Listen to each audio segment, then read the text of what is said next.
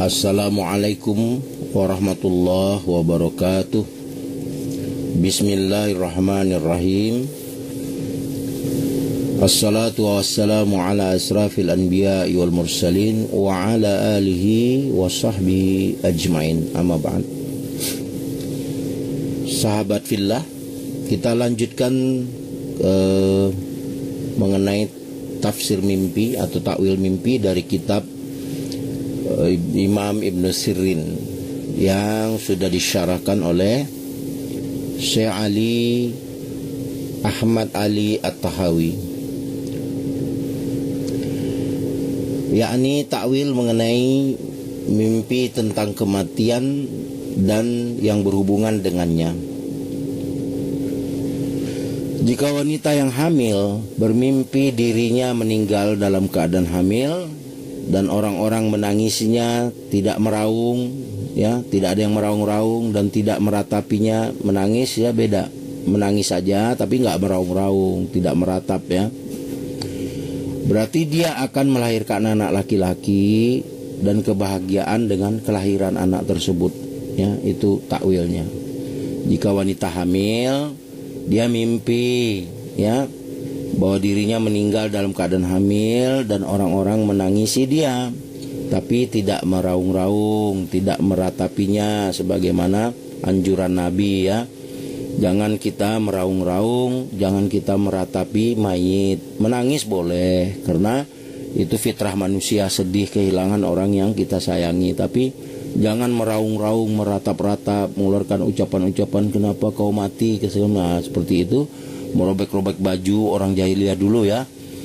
Orang sekarang pun begitu, kalau keluarganya mati berteriak-teriak, meratap-ratapi, nggak boleh. Rasulullah melarang kita seperti itu. Menangis boleh, cukup kita serahkan kepada Allah, karena yang mati itu memang sudah waktunya dipanggil oleh Allah.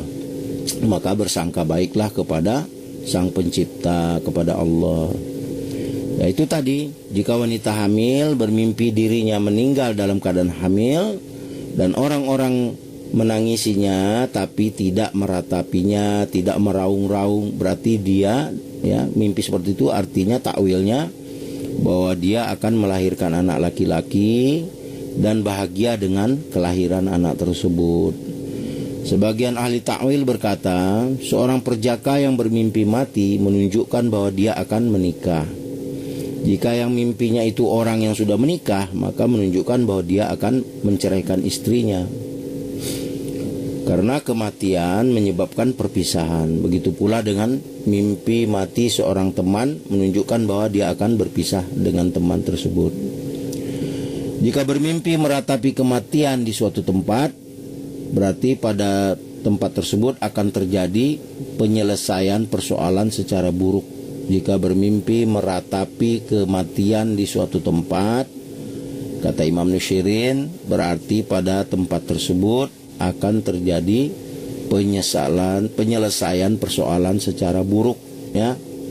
Ya, ada persoalan diselesaikan secara buruk, ada secara baik. Tapi ya, takwil mimpi yang ini bermimpi meratapi kematian di suatu tempat, ya. Dalam mimpi itu kita tahu tempatnya. Misalnya mimpinya, ya, meratapi kematian di sekolah, ya, atau di kantor, berarti di tempat itu nanti, sekolah atau kantor itu akan ada penyelesaian suatu persoalan tapi secara yang buruk, ya. Lalu para sahabatnya meninggalkan dirinya, ya. Ratapan ditakwilkan dengan suara seruling dan suara seruling ditakwilkan dengan ratapan. Sehubungan dengan mimpi tangisan, ya, orang yang bermimpi ada tangisan dalam mimpi begitu. Imam Ibn Sirin berkata, mimpi menangis ditakwilkan dengan kegembiraan. Jika tangisan itu diiringi dengan ratapan, ya, maka takwilnya tidak baik, ya. Jika bermimpi seseorang yang sudah dikenalnya mati dan meratapinya serta menangis dengan keras, berarti orang yang mati dalam mimpi atau keturunannya akan tertimpa musibah atau kebingungan yang sangat buruk. Jika bermimpi seolah-olah orang-orang meratapi kematian seorang penguasa, Jika bermimpi seolah-olah orang-orang meratapi kematian seorang penguasa dan mereka merobek-robek bajunya, meratapi ya, serta menaburkan tanah ya ke kepalanya, berarti penguasa itu akan menerapkan kekuasaannya secara tiran ya, zalim. Jika bermimpi seolah-olah seorang penguasa mati dan rakyat tidak menangisinya dengan keras di belakang jenazahnya, ya menangis tapi tidak meraung-raung, tidak berteriak-teriak ya, pada menangis kayak sedih dalam mimpi itu, berarti rakyat akan melihat penguasanya bahagia.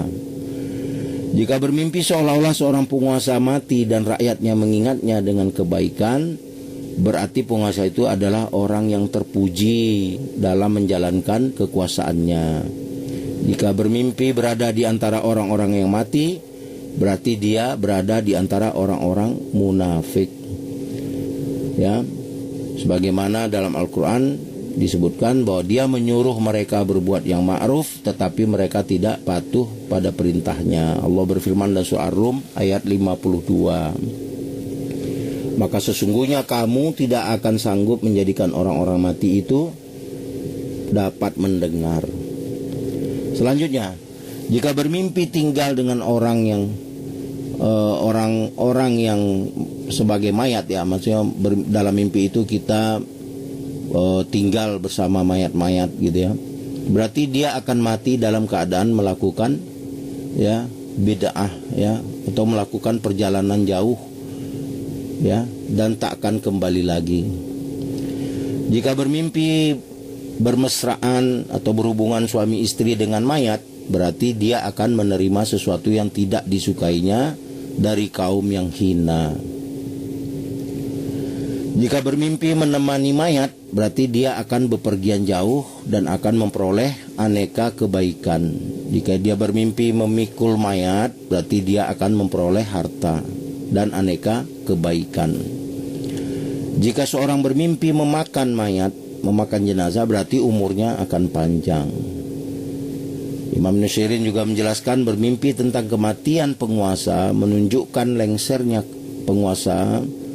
Mimpi tentang sakratul maut mengandung takwil yang tidak baik. Jika bermimpi melihat mayat memandikan dirinya sendiri dalam mimpi itu, berarti keturunannya akan terlepas dari kesusahan dan bertambahnya harta mereka. Jika bermimpi melihat mayat dimandikan oleh seseorang, berarti akan ada seseorang yang rusak agamanya dan bertaubat ya, berkat upaya orang itu.